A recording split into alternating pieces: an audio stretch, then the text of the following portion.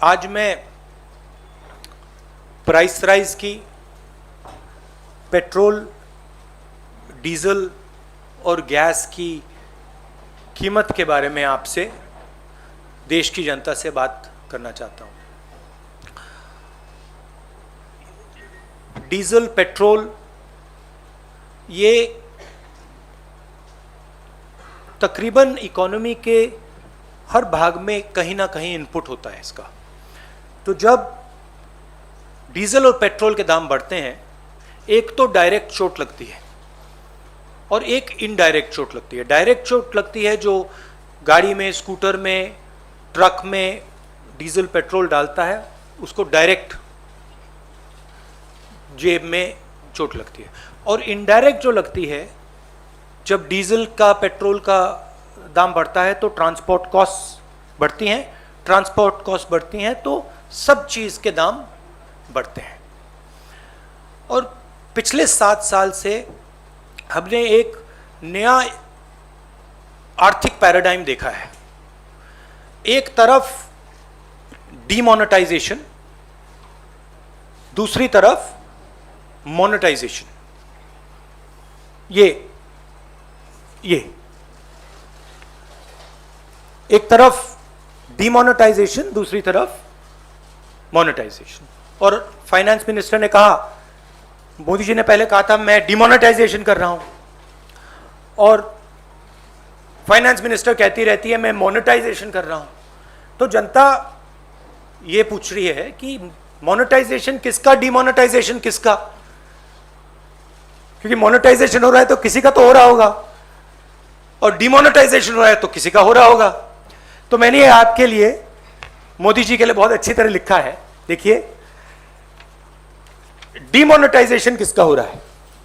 किसानों का हो रहा है, मजदूरों का हो रहा है, जो छोटे दुकानदार हैं, मिडिल साइज बिजनेस वाले हैं, स्मॉल बिजनेस वाले हैं, उनका हो रहा है, एमएसएमईज का हो रहा है, सैलरीड क्लास, सरकार के जो एम्प्लॉइज हैं उनका हो रहा है, और जो ईमानदार इंडस्ट्रियलिस्ट हैं उनका हो रहा है।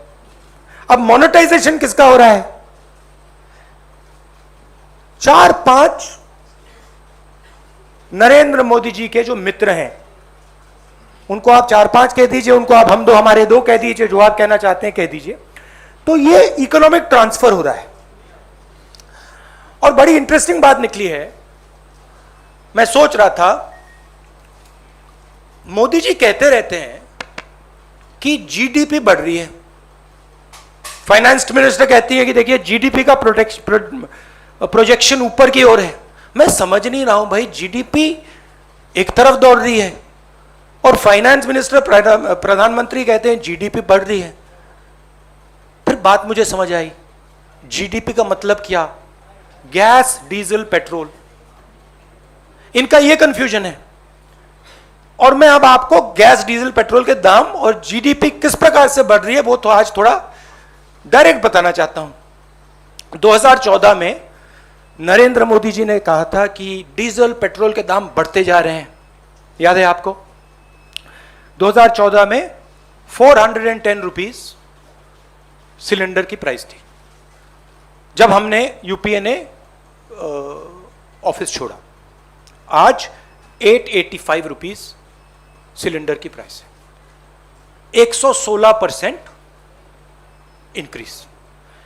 पेट्रोल की प्राइस 71.5 रुपीज 2014 में, आज 101 रुपया, 42% price increase.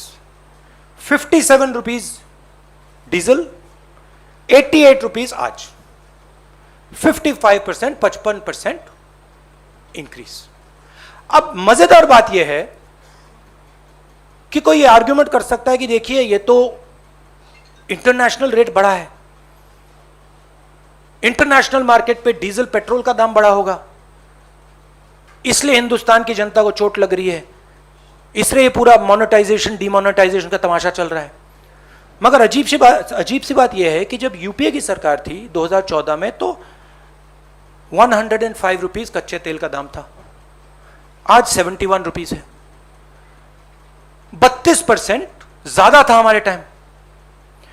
Gas international price देख लीजिए, हमारे टाइम 880, आज 653, 26% कम। तो इंटरनेशनल मार्केट पे gas price, diesel price, petrol price, oil price गिर रहे हैं और हिंदुस्तान में बढ़ते जा रहे हैं। दूसरी तरफ हमारे जो एसेट्स हैं उनको बेचा जा रहा है। 23 लाख करोड़ रुपए, 23 लाख करोड़ रुपए सरकार ने जीडीपी से कमाया है। जीडीपी वो ग्रोस डोमेस्टिक प्रोडक्ट नहीं, जीडीपी मतलब गैस, डीजल, पेट्रोल। मेरा सवाल है, ये 23 लाख करोड़ रुपए गए कहां? और जनता को यह पूछना चाहिए कि आपके जेब में से जो पैसा निकाला जा रहा है, छीना जा रहा है, ये कहां जा रहा है?